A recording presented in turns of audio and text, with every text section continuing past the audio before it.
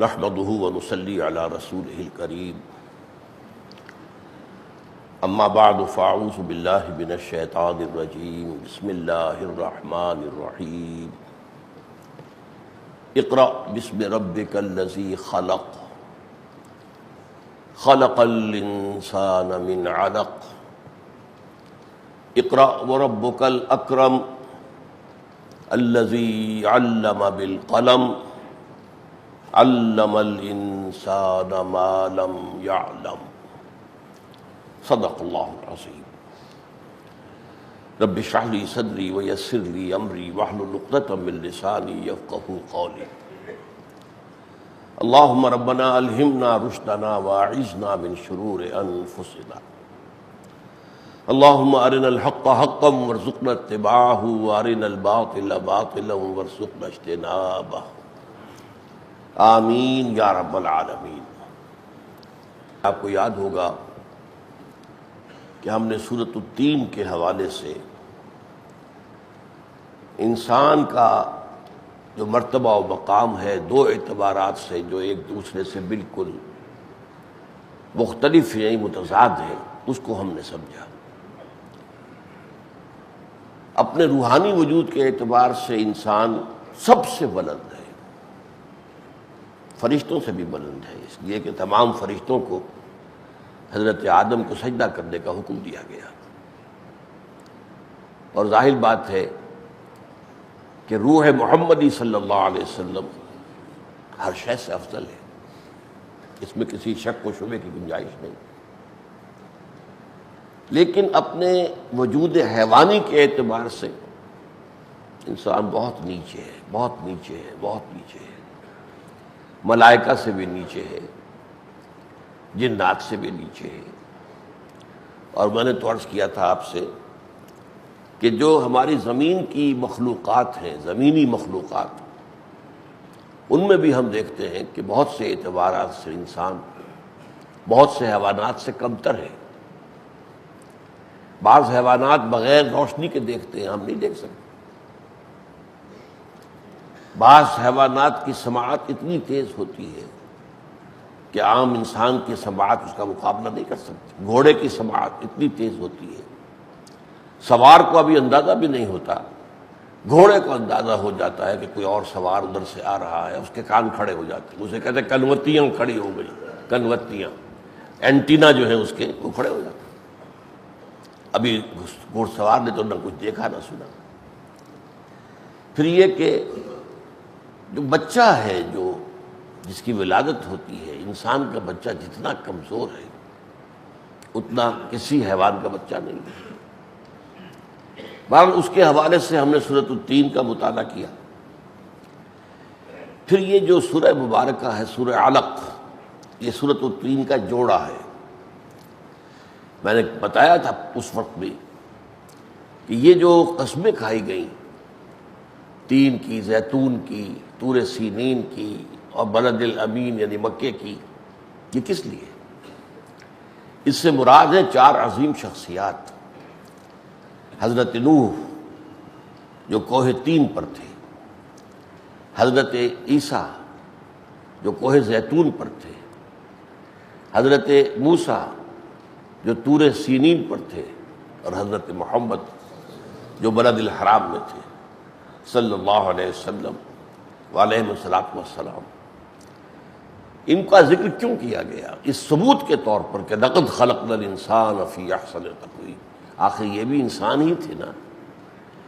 ان کی بلندی کردار کو دیکھو، ان کے اعلیٰ اخلاق کو دیکھو، ان کے صبر و ثبات کو دیکھو، موسیٰ کا صبر دیکھو، عیسیٰ کا زہد دیکھو، حضرت نوح کی استقامت دیکھو، 950 برس تک جو شخص دعوت دیتا رہا، انکار، اعراض، ابا، استہزاء، تمسخر، مذاق، اور سب سے بڑھ کر جامع ترین شخصیت ہمارے بندے محمد کو دیکھو صلی اللہ علیہ وسلم۔ ہے تو وہ بھی انسان نا۔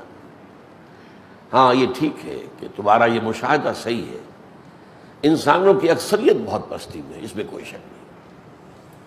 لقد خلقنا الانسان فی احسن تقویم ثم رددناہ اسفل سافلین، یہ تمہارا مشاہدہ بھی غلط نہیں ہے۔ انسان بہت پستی میں چلا جاتا ہے، انتہائی پستی میں مبتلا ہو جاتا ہے، اور یہ مشاہدہ صحیح ہے۔ تو میں نے عرض کیا تھا کہ اصل میں میرے نزدیک یہ حضور صلی اللہ علیہ وسلم کے غور و فکر کے موضوعات میں سے ایک موضوع تھا، جو غار حرا میں آپ تفکر کرتے تھے، غور و فکر کرتے تھے۔ کس بات پر؟ اس میں ظاہر بات ہے کہ اس کون و مکان کیا ہے، حقیقت کیا ہے۔ میں بعد میں ذرا وہ حدیث تفصیل سے آپ کو سناؤں گا۔ خاص طور پر یہ کہ یہ شر کیوں ہے دنیا میں، یہ انسان اتنا پست ہو جاتا ہے، یہ شاید درندہ بن جاتا ہے۔ انسان جو ہے درندوں کو پیچھے چھوڑ جاتا ہے اپنی زندگی کے اندر، کیوں ہے؟ کلا ان الانسان لیطغی ان رآہ استغنی ان الی ربک الرجعی۔ یہ سورہ علق کی آیات ہیں در حقیقت، جن کا ایک گہرا رشتہ جو ہے وہ سورۃ التین کے مضمون سے ہے۔ اب یہ جو سورہ مبارکہ ہے سورہ علق، اس وقت ہمارے زیر بیان تو اس لیے آ رہی ہے کہ یہ سورہ تین کے ساتھ ملحق ہے، لیکن میں آپ کو بتاتا چلوں کہ اصل میں اس سے میں ایک سلسلہ خطابات کا آغاز کر رہا ہوں۔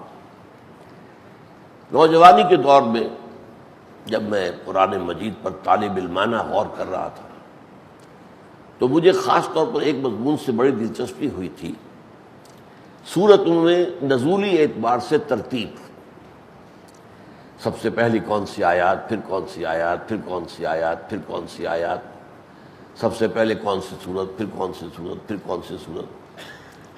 اگرچہ دین میں حجت یہی ترتیب ہے جو اس وقت ہمارے پاس مصحف میں ہے، یہی لوح محفوظ کی ہے، یہی کتاب مکنون کی ہے، یہی ام الکتاب کی ہے، لیکن یہ کہ قرآن کے فہم کے لیے وہ زاویہ بھی ایک ہے، کس تدریج کے ساتھ قرآن نازل ہوا۔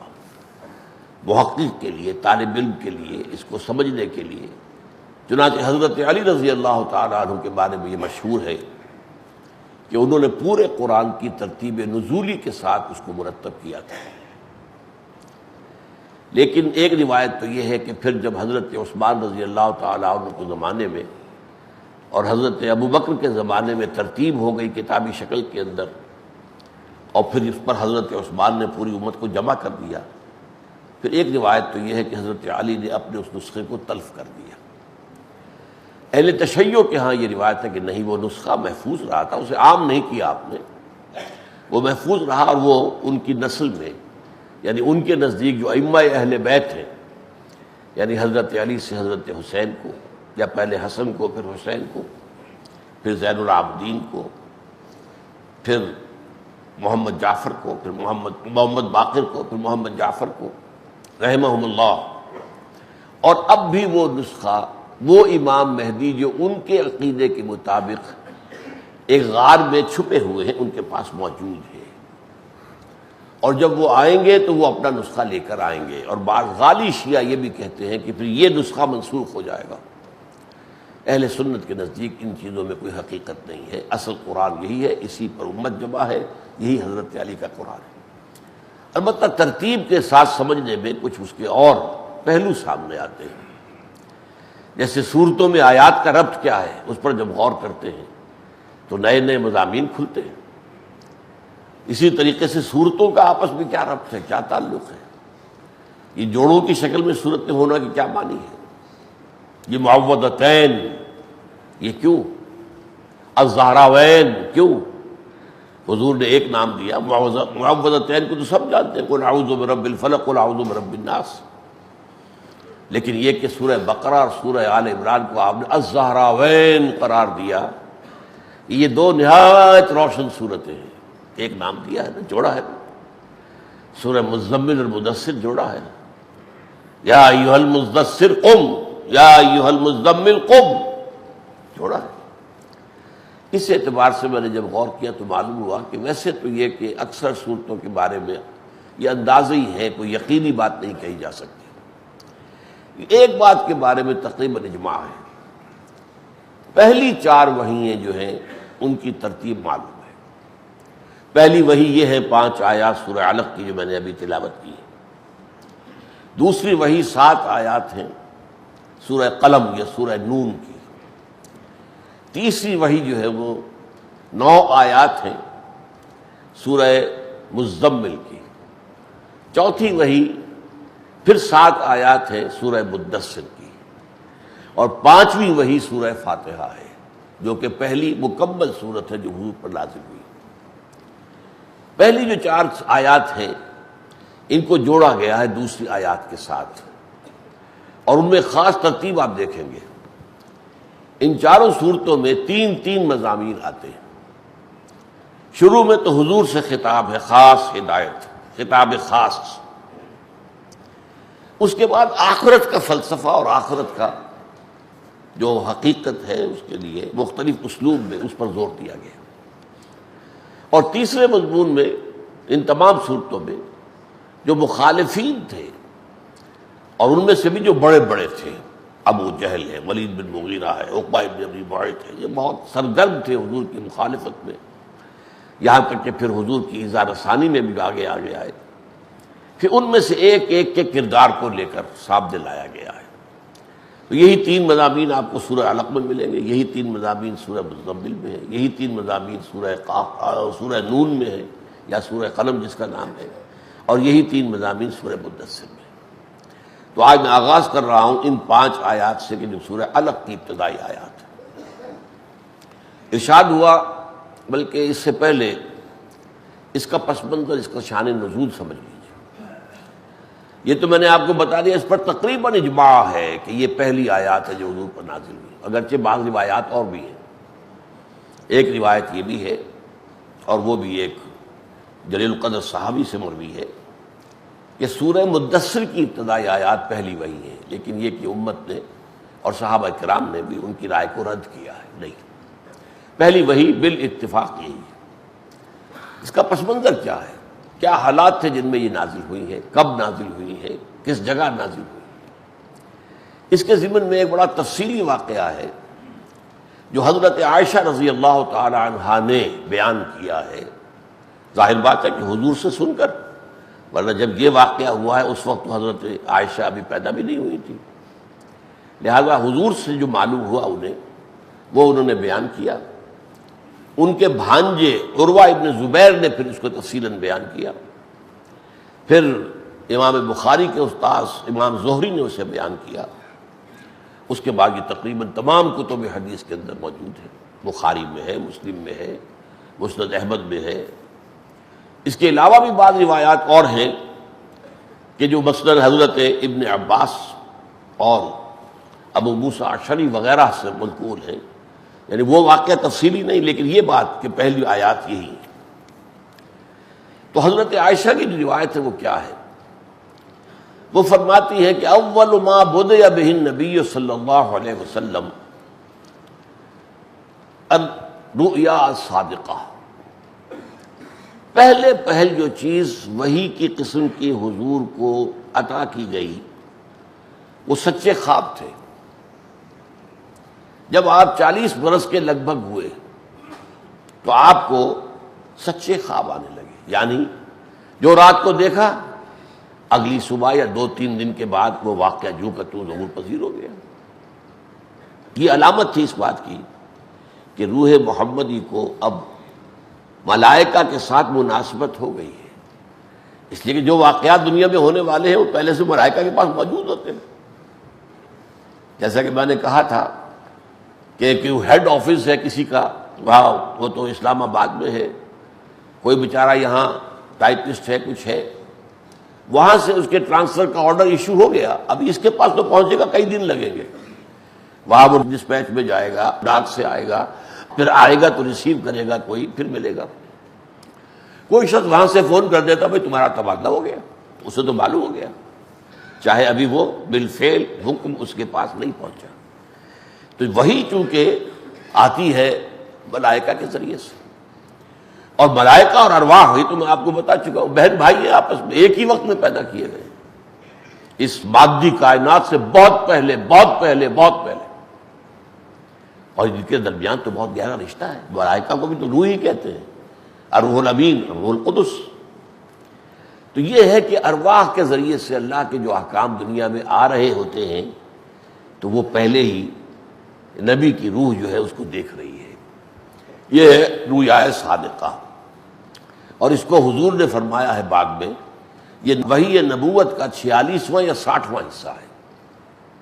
یہ گویا کہ وحی کی ایک خفیف سی قسم ہے، رؤیا صادقہ، جو غیر انبیاء کو بھی آ سکتی ہے.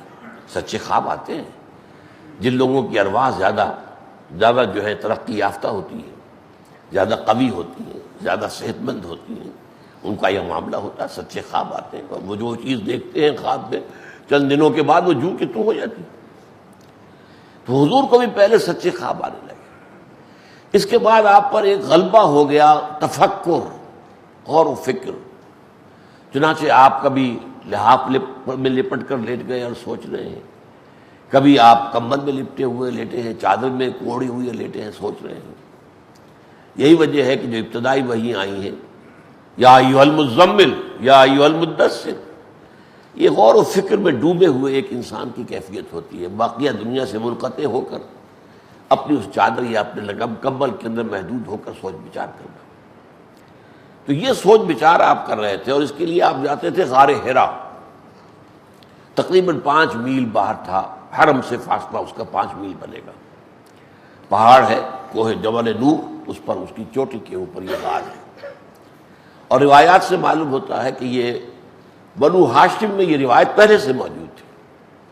حضور کے دادا بھی وہاں جایا کرتے تھے، اور شاید یہ روایت ان سے بھی پہلے سے چلی آ رہی تھی. واللہ عالم، یہ روایات ہیں، زیادہ مستند نہیں ہے، لیکن یہ کہ صحیح بھی ہو سکتی ہے. بہرحال وہاں آپ نے بیٹھنا شروع کیا. کئی دن متبادل حضرت خدیجہ رضی اللہ تعالی عنہا وہ 2-4 دن کا کھانا وغیرہ تیار کر کے باندھ دیتی تھی، آپ چلے جاتے تھے، وہاں رہتے تھے، غور و فکر، سوچ بچار. اس کے لیے حدیث میں جو لفظ آیا ہے کہ وہ غار حرا میں خلوت گزین ہوتے تھے، اور وہاں کیا کرتے تھے؟ یتحنس فیہ، وہاں عبادت کرتے تھے. اب عبادت کیا تھی؟ امام زہری نے اس کی وضاحت کی ہے، تفکر. عبادت ظاہر بات ہے کہ آپ اگر کہیں اہل کتاب میں پیدا ہوئے ہوتے تو ان کا طریقہ عبادت آپ کو معلوم ہوتا، اس پر عبادت کرتے آپ. آپ تو مشرکین مکہ میں پیدا ہوئے، ان کی عبادت تو تھی بتوں کی. لہذا ظاہر بات ہے کہ ابھی آپ کو نماز تو نہیں سکھائی گئی، ابھی تو پہلی وہی آ رہی ہے نا. تو وہاں عبادت کیا تھی؟ تحنس. ہنس کہتے ہیں گناہ کو. تحنس گناہ کو دور کرنا، دور کرنا، دور کرنا، اس میں غور و فکر. کان صفت تعبدہ فی غار حرا التفکر والاعتبار، غور و فکر، سوچ بچار. اب ایک دن اسی حالت میں تھے کہ فرشتہ آ گیا، حضرت جبرائیل علیہ السلام. اور بعض روایات سے معلوم ہوتا ہے کہ اس وقت حضور نہ پوری طرح بیدار تھے اور نہ پوری طرح سوئے ہوئے تھے، بین النوم والیقظہ، بیداری اور سونے کے درمیان کی کیفیت. آپ اسے ٹوائلائٹ کہتے ہیں، سلیپ، ایک ایسی جو ہے کچھ آدمی کانشس بھی ہوتا ہے اور کچھ جو ہے وہ نیند بھی ہے. اس طرح کی کیفیت میں فرشتہ آیا. اور اس کے بعض روایات سے معلوم ہوتا ہے، اور میں اسے صحیح سمجھتا ہوں، کہ کوئی تختی تھی جس پر یہ آیات لکھی ہوئی تھی. اس نے کہا اقرا، پڑھیے. آپ نے کہا ما انا بقاری، میں تو پڑھا ہوا نہیں ہوں. اس سے معلوم ہوتا ہے کہ وہ کوئی لکھی ہوئی چیز تھی، اس لیے کہ زبان سے کہہ کر اور وہ اس بات سن کر ادا کر دینا تو مشکل نہیں ہے. ہمارے ہاں تو یہ ایک روایت تھی، اب بھی کہیں ہوگی یقیناً، کہ 4 سال 4 ماہ 4 دن کا جب بچہ یا بچی ہوتی تھی تو بسم اللہ کی رسم کرتے تھے. اس کو کوئی بڑا نہلا دھلا کے، کپڑے پہنا کے، سفید چاندنی پر بٹھا کے، اور اقربا اور جو اعزاء کو جمع کر کے، اور اس کو جو ہے سر پر بڑی عمدہ سی ٹوپی مخملی پہنا کے، پھر جب وہ بیٹھتا تھا تو آگے قرآن رکھ کے کوئی قاری صاحب آ کر بیٹھتے تھے اور انگلی پکڑ کر پڑھواتے تھے. اعوذ باللہ من الشیطان، پڑھ، سنتے جاؤ، بولتے جاؤ. وہ یہی پڑھواتے تھے 5 آیتیں، اقرا بسم ربک الذی خلق. اس سے ہمارے ہاں کہا جاتا تھا رسم بسم اللہ. اب یہ مجھے نہیں معلوم کہ یہ کب سے چلی ہے، اب ہمارے ہاں چھوڑ دی گئی ہے اس کو، کیونکہ اس کی کوئی سند جو ہے وہ اسلاف سے تو ہمیں ملی نہیں ہے. 4 سال 4 ماہ 4 دن میں یہ بسم اللہ، تو یہ گویا کہ حضور کی بسم اللہ ہو رہی ہے. اور اس طریقے سے ظاہر بات ہے کہ کان سے سن کر بولنا تو مشکل نہیں ہے، اس کے لیے کوئی پڑھے ہوا ہونا ضروری نہیں ہے، پڑھا لکھا آدمی. تو یقیناً کوئی ایسی شے تھی جو لکھی ہوئی تھی. تو وہاں پر فرمایا اقرا، آپ نے کہا ماہانہ بقاری. تو حضور فرماتے ہیں کہ مجھے اس فرشتے نے اپنے سینے کے ساتھ لگا کر بھینچا اتنا کہ میری جان پر بن گئی، پھر چھوڑ دیا. کہا اقرا، میں نے پھر کہا ماہانہ بقاری، پھر بھینچا مجھے اور پھر چھوڑا. پھر کہا، میں نے پھر کہا ماہانہ بقاری. تیسری مرتبہ پھر کہا. اس کے بعد پھر یہ کہ میں اس کے ساتھ پڑھا ہے اقرا بسم ربک الذی خلق خلق الانسان من علق اقرا وربک الاکرم الذی علم بالقلم علم الانسان ما لم یعلم. اب یہ آیات نازل ہوئی. اس کے بعد فرشتہ چلا گیا. اب حضور صلی اللہ علیہ وسلم پر کچھ ایسی دہشت طاری ہوئی، کیونکہ یہ پہلا تجربہ تھا. عالم بشریت اور عالم ملکیت کا اس طرح روح در روح ہو جانا، یہ کیفیت جو تھی پہلی مرتبہ ہوئی تھی. آپ گھر آئے ہیں تو لرزہ طاری تھا، پسینے سے شرابور تھے. آپ نے کہا حضرت خدیجہ سے ضملونی ضملونی، مجھے کمبل اڑا دو کمبل اڑا دو کمبل اڑا دو. انہوں نے کمبل آپ کے اوپر ڈال دیا. پھر آپ نے فرمایا کہ مجھے کیا ہوا ہے، خشیت علی نفسی، کیا ہوا ہے مجھے تو اپنی جان کا اندیشہ ہے کہ یہ صورتحال کیا پیش آ گئی ہے. انہوں نے فرمایا نہیں، اب یہ ہے صدیقہ، تصدیق کرنے والی سب سے بڑھ کر. اللہ آپ کو ضائع نہیں کرے گا. آپ تو یتیموں کی سرپرستی کرتے ہیں، بیواؤں کی مدد کرتے ہیں، آپ غریبوں کو کھانا کھلاتے ہیں، آپ اپنے اقربا اور اعزاء کے حقوق ادا کرتے ہیں. اللہ آپ کو ضائع نہیں کرے گا. بہرحال وہ اس کے بعد وہ لے کر گئیں اپنے چچا زاد بھائی ورقہ ابن نوفل کے پاس. یہ اصل میں اب یہ جو متلاشی ہوتے ہیں حق کے، یہ ایسے انسان تھے سلیم الفطرت، اور یہ عیسائی ہو گئے تھے. اس لیے کہ جب تک حضور کی بعثت نہیں ہوئی عیسائیت ہی اسلام تھی نا. وہ تو دین اسلام حضرت تمام انبیاء کا دین اسلام ہے، حضرت عیسیٰ کا دین اسلام، اور جب تک حضور نہیں آئے وہی اسلام تھا. تو وہ اسلام لے آئے اس معنی میں کہ وہ عیسائی ہو گئے، شام گئے، وہاں سے عبرانی کی تعلیم حاصل کی. اور کانا یکتب التوراۃ بالعربیہ والعبرانیہ، اور ان کا اتنا بڑا علم تھا کہ وہ تورات لکھا کرتے تھے عربی میں بھی عبرانی میں بھی. ان کے پاس گئے. اب یہ بوڑھے ہو گئے تھے، نابینا ہو گئے تھے، بہت معمر تھے. تو حضرت خدیجہ نے کہا چچا داد بھائی سے، یا ابن عم، دیکھ ذرا ان سے پوچھئے ان کے ساتھ کیا معاملہ پیش آیا ہے. انہوں نے پوچھا، آپ نے بتایا. آپ نے فرمایا میں گواہی دیتا ہوں. انہوں نے کہا میں گواہی دیتا ہوں یہ وہی ناموس ہے، یہی وہی فرشتہ ہے جو موسیٰ پر آیا، عیسیٰ پر آیا. اور اس کا مطلب یہ ہے کہ آپ کو اللہ نے نبوت کے لیے چن لیا ہے. اور کاش کہ میں اس وقت تک زندہ رہوں جبکہ آپ کی قوم آپ کو یہاں سے نکال دے گی. تو حضور حیران ہوئے، اوا مخرجیہم، کیا وہ مجھے یہاں سے نکال دیں گے؟ میں تو بہت محبوب انسان ہوں ان کا، الصادق الامین کہتے ہیں مجھے. اس سے تو میرے بارے میں جو ہے بہت اچھے ان کے خیالات ہیں، میرا احترام کرتے ہیں، مجھ سے محبت کرتے ہیں. فرمایا نہیں، جس پر بھی یہ کلام آیا اللہ کی طرف سے اس کی قوم ضرور اس کی دشمن ہوئی. اور کچھ دنوں کے بعد حضرت ورقہ کا انتقال ہو گیا. ان کا صحابہ میں شمار نہیں ہوتا، اس لیے کہ اس وقت تک تبلیغ کا حکم حضور کو نہیں آیا تھا.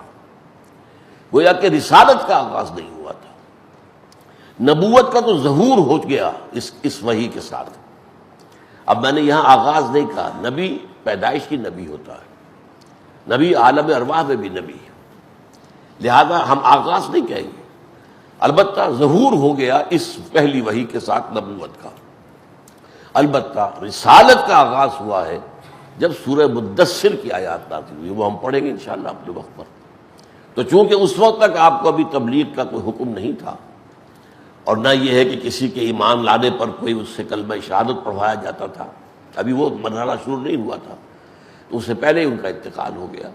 تو یقیناً صدیقین میں سے ہیں، اس میں کوئی شک نہیں، لیکن یہ کہ بہرحال وہ صحابہ میں ان کا شمار نہیں. یہ ہے پس منظر ان آیات کا. اقرأ بسم ربک الذی خلق، پڑھیے اپنے اس رب کے نام سے جس نے پیدا کیا. معلوم ہوا کہ رب کا لفظ عرب میں بالکل مفہوماً معنن عام تھا، پوری طرح سمجھا جانے والا۔ رب ھذا البیت، اس گھر کا مالک۔ اب رب کے معنی کیا ہے؟ رب مالک کو بھی کہتے ہیں، آقا کو بھی کہتے ہیں، اور رب پرورش کرنے والے کو بھی کہتے ہیں۔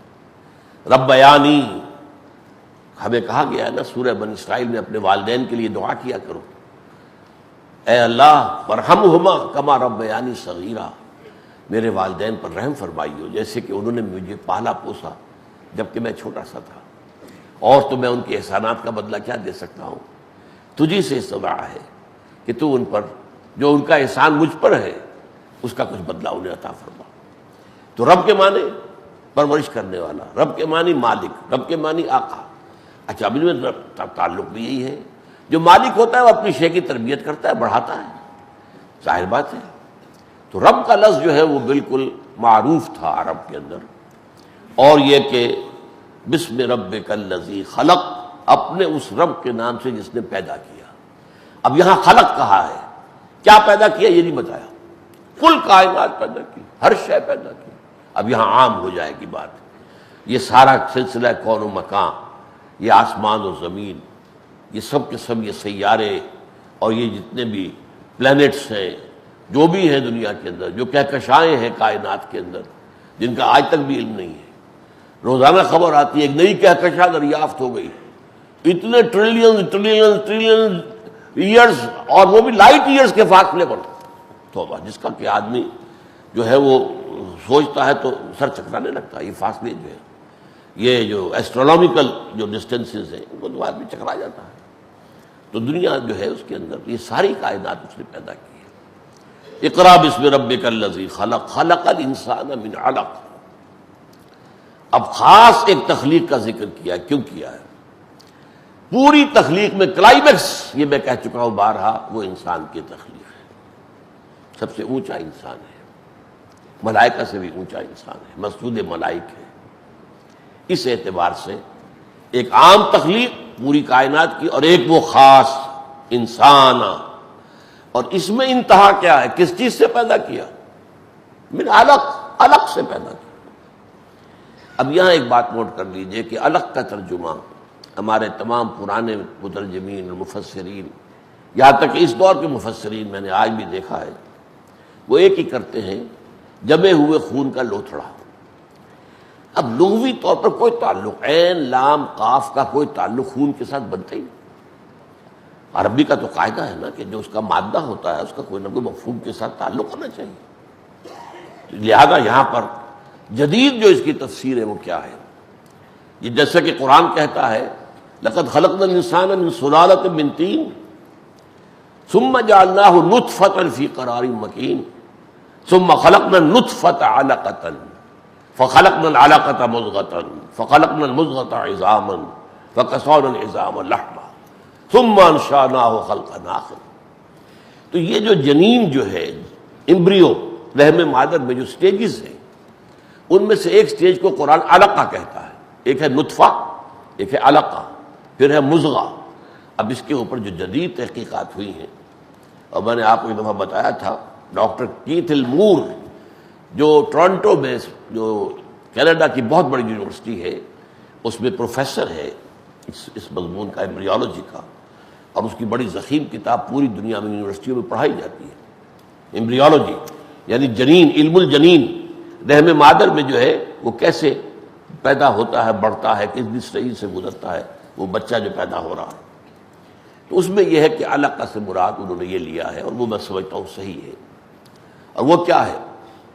نطفہ، ٹھیک ہے، نطفہ، نطفۃ الرجل، مرد کا جو ہے وہ سپرم آ گیا اس گندے پانی کے اندر تیرتا ہوا، ماں کی طرف سے وہ بیضہ، اووم، وہ آ گیا۔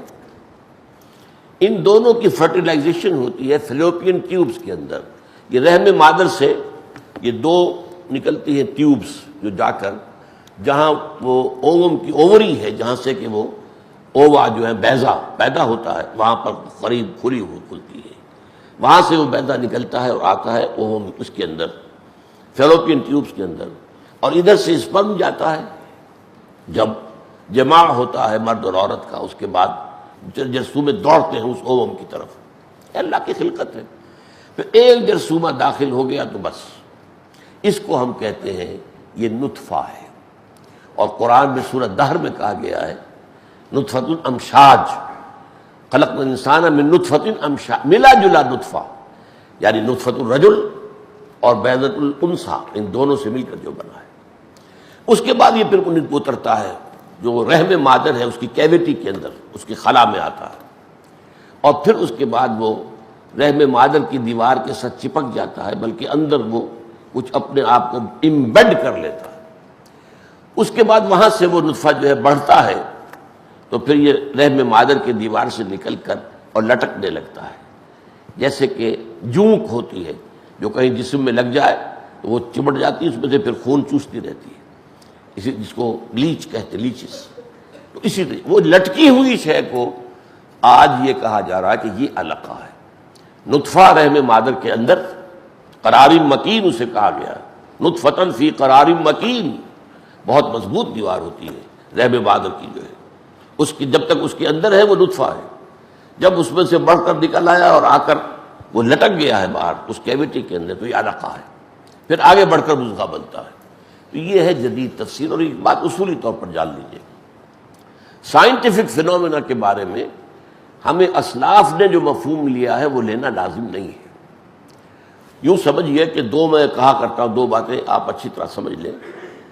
جو دین کا عملی پہلو ہے، کیا کرنا ہے کیا نہیں کرنا ہے، کیا حلال ہے کیا حرام ہے، کیا واجب ہے کیا فرض ہے، یہ تو آپ کو لینا ہوگا پیچھوں سے، اسلاف سے.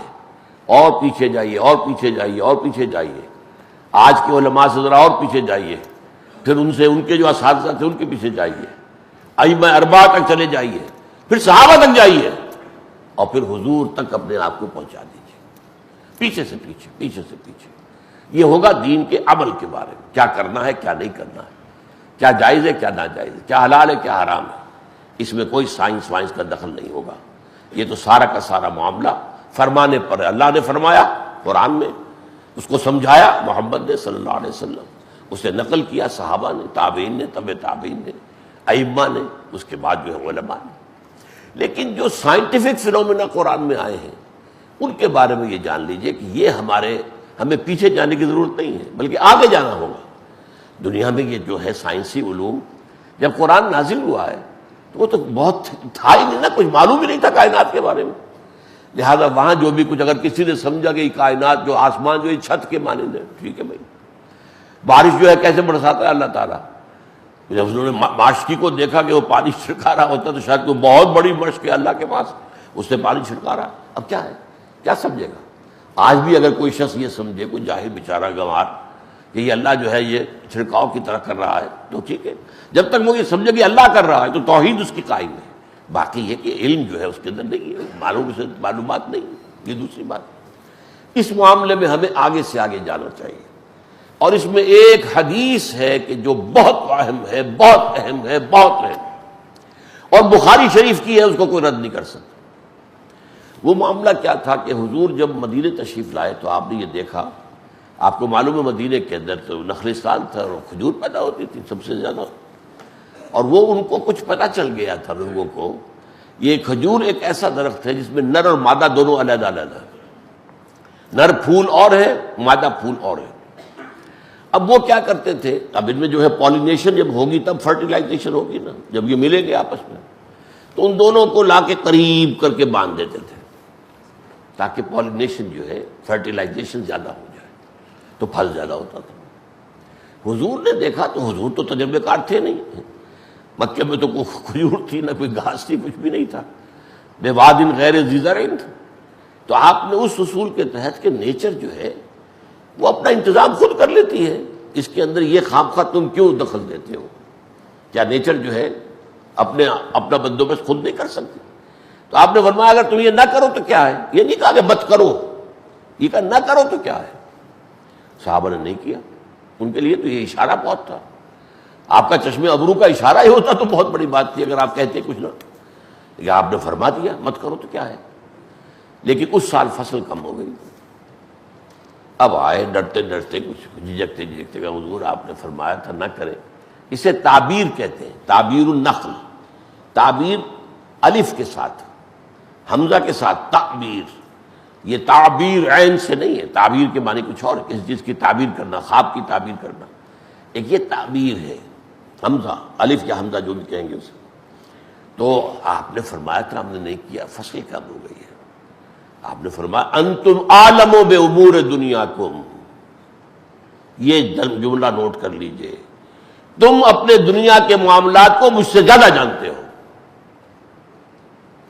یہ ایک ایسا قول ہے جو کہ سونے کے حروف میں لکھا ہونا چاہیے. بدقسمتی سے ہمارے علماء جو ہیں اب سمجھتے ہیں کہ جو ہماری تفسیر ابن کثیر میں آ گیا ویسے ادھر ادھر ہو گیا تو گویا کفر ہو گیا. معاذ اللہ، یہ بات تو نہیں ہے. جس وقت تفسیر ابن کثیر لکھی گئی، تفسیر بیضاوی لکھی گئی، تفسیر ابن کبیر لکھی گئی، یہ ظاہر بات ہے کہ فزکس، کیمسٹری، جیولوجی، ایسٹرونومی کی کیا معلومات تھی انسان کے پاس؟ کچھ بھی نہیں تھی. لہذا انہوں نے اپنے وقت کے دور کے مطابق جو چیزیں تھیں اس کے مطابق ترجمہ کر دیا. اب اس علق کے بارے میں نے کیا غور کیا ہے، کیوں کہا گیا یہ کہ جمع ہوا خون کا لوتھڑا ہوتا ہے.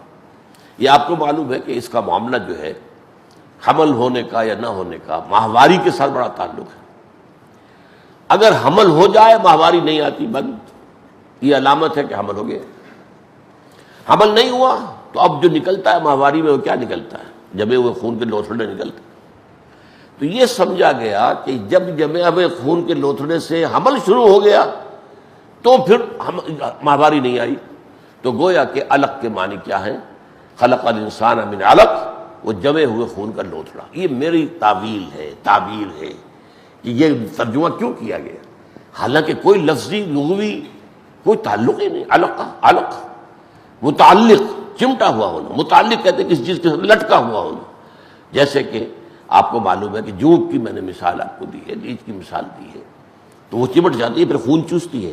اسی طرح رحم مادر کی اس دیوار سے وہ خون چوستا ہے، اسی سے تو بڑھتا ہے، اسی سے اس کی نشو و نما پاتی ہے. اس کے پاس غذا اور کون سی ہے جس سے اسے نشو و نما پانی ہے؟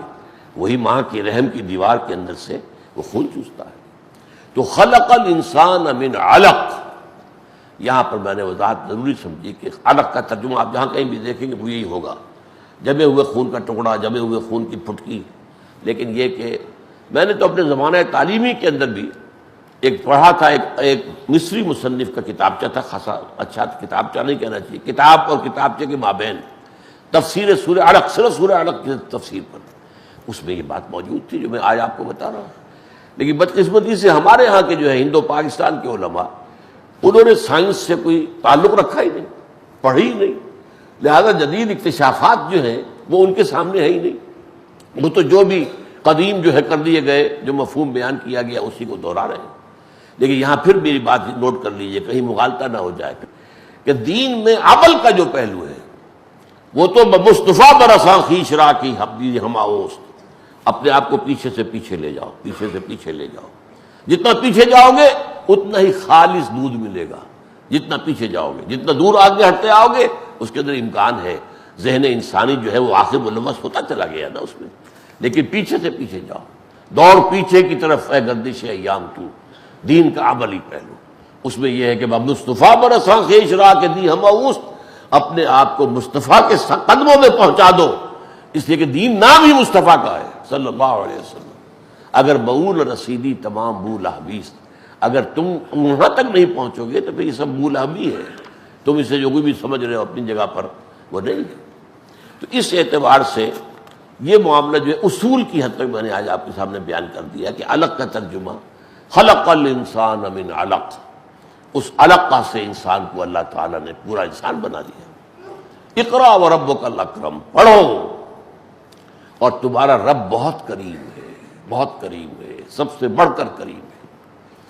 اس کریم کے معنی جو ہے سمجھ لیجئے، عربی میں کسی کی تعریف کرنی ہو، کسی کی مدح کرنی ہو، کسی کی خوشامد کرنی ہو تو جو سب سے بڑا لفظ ہے وہ کریم ہے.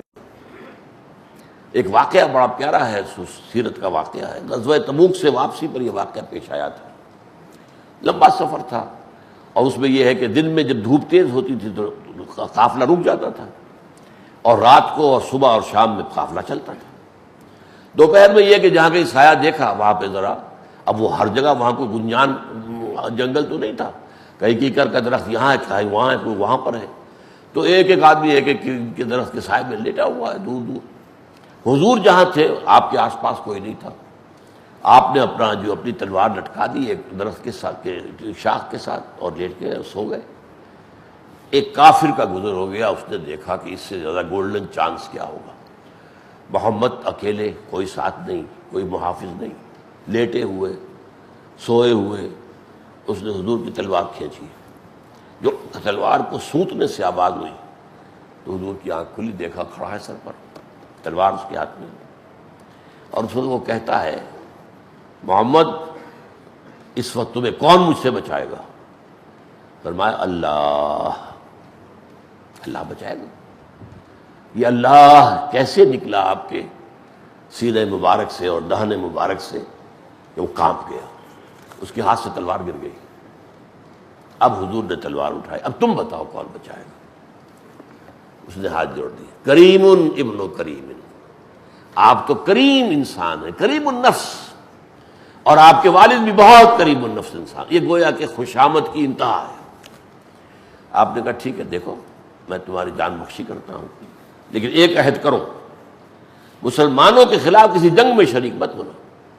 انہیں وعدہ کیا میں کبھی بھی مسلمانوں کے خلاف، آپ نے یہ نہیں کہا اسلام لاؤ، جبر کے ساتھ اسلام نہیں ہے، لا اکراہ فی الدین، کبھی بھی کسی کو مسلمان جبر نہیں کیا گیا، لیکن یہ کہ تم ہمارے خلاف جنگ میں نہیں آؤ گے، یہ ایک عہد لے لیا۔ اس نے جان بخشی، جو خوشی منائی، وہ آیا اپنے قبیلے میں اور کہتا کیا ہے، جئتکم من اکرم الناس، اب کریم سے آگے بڑھ کر، افعل اکرم، میں اس وقت کریم ترین انسان کے پاس سے تمہارے پاس آ رہا ہوں۔ حضور کو اکرم الناس اس نے قرار دیا۔ تو یہاں فرمایا گیا اللہ کے لیے لفظ اکرم، اقرأ وربک الاکرم، الذی علم بالقلم، جس نے سکھایا ہے قلم کے ذریعے سے، تعلیم دی ہے قلم کے ذریعے سے۔ اب یہ بھی نوٹ کیجئے، علم الانسان ما لم یعلم، انسان کو سکھایا جو کچھ وہ نہیں جانتا تھا۔ اب ظاہر بات ہے کہ حضور کی تعلیم میں قلم کا حصہ نہیں ہے، اس کا مطلب یہ ہے کہ یہاں پر علم ایک وسیع معنی میں استعمال ہو رہا ہے۔ انسانی علم جو ہے وہ قلم کے ذریعے سے ایک دوسرے سے منتقل ہوتا ہے۔ ایک نسل نے ایک زمانے میں جو بھی ریسرچ کی، تفتیش کی، انکشافات کیے، وہ لکھ لیے گئے، وہ کتاب بن گئی، وہ چھپ گیا، اگلی نسل کو منتقل ہو گیا، اگلی نسل اب اس سے آگے چلے گی۔ اس طریقے سے اس قلم کے ذریعے سے، کتابت کے ذریعے سے، پہلے صرف کتابت تھی، طباعت تھی نہیں، چھاپا کھانا کہاں تھا، کتابت ہی تھی، نقل کرتے تھے قلم سے، قلمی نسخے آج بھی، خود قرآن مجید کے قلمی نسخے آج بھی موجود ہیں۔ ہمارے ہاں تو بادشاہ تھے جو قرآن لکھ کے جو ہے وہ پیسے اتنے کماتے تھے کہ روزی کھاتے تھے اسے۔ شہنشاہ اورنگزیب کا عالم یہ ہے، ٹوپی بنانا اور قرآن لکھنا۔ اسی طریقے سے ایک اور نصیر الدین جو بادشاہ تھے وہ پٹھانوں کے زمانے میں، خاندان سادات میں، ان کا کام بھی یہ تھا، وہ بیت المال سے ایک پیسہ لینا حرام سمجھتے تھے، اورنگزیب بھی اور وہ بھی۔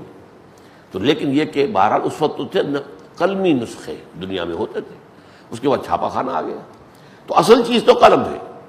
اور حضور کے بارے میں یہ مفسرین کہتے ہیں کہ قلم کے درجے میں حضرت جبرائیل ہے، علمہ شدید القوا، ان کو تعلیم دی ہے اس نے جو بہت قوت والا ہے، فرشتوں کے سردار ہیں حضرت جبرائیل علیہ السلام۔ علمہ شدید القوا سورۃ النجم میں آیا ہے۔ تو یہاں پر قلم چونکہ ذریعہ بنتا ہے، اس کی اہمیت کا یہ عالم ہے۔ اس پہلی وحی میں ایک تو یہ نوٹ کیجئے علم کی اہمیت کا کیا حال یہاں سامنے آ رہا ہے، ہمارے علم کا کیا مقام ہے ہمارے دین میں۔ پہلی وحی، ابھی اس میں نہ نماز کا ذکر ہے، نہ روزے کا ذکر ہے، نہ توحید کا ذکر ہے، بس گویا کہ اس کے پس منظر میں رب، تمہارا رب ایک ہے، اور وہ مانتے تھے خالق ہمارا ایک ہی ہے۔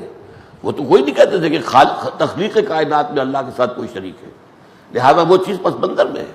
لیکن اور جو دین کی اہم ترین باتیں ان میں سے کوئی بھی نہیں آئی، بات ساری آ رہی علم کی۔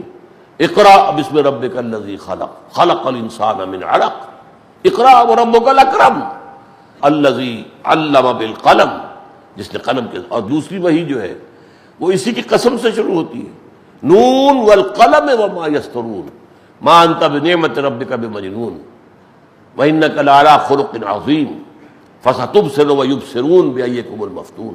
وہ تو قلم کی قسم سے شروع ہوئی. تو اس اعتبار سے یہ انسانی علم جو ہے اس کی جو اہمیت ہے، میں اصل میں اس کے حوالے سے انشاءاللہ آئندہ گفتگو کروں گا دو چیزوں پر. ایک تو یہ کہ علم کی کیا قدر و منزلت ہے اسلام کے نزدیک، اور خاص طور پر یہ کہ ایک طرف علم، تعلیم و تعلم، سیکھنا سکھانا، دوسرے عبادات، ان دونوں کے اندر کیا نسبت ہے ہمارے دین کی تعلیم کے اعتبار سے، کون سا افضل ہے، کس کی زیادہ قدر و قیمت ہے اللہ کی نگاہ میں. اور پھر ایک اور مضمون یہ سامنے آنا چاہیے کہ علم کی قسمیں کون کون سی ہیں، ان میں سے جو اہم تر علم ہے وہ کون سا ہے. اقول قولی ھذا واستغفر اللہ لی ولکم ولسائر المسلمین والمسلمات.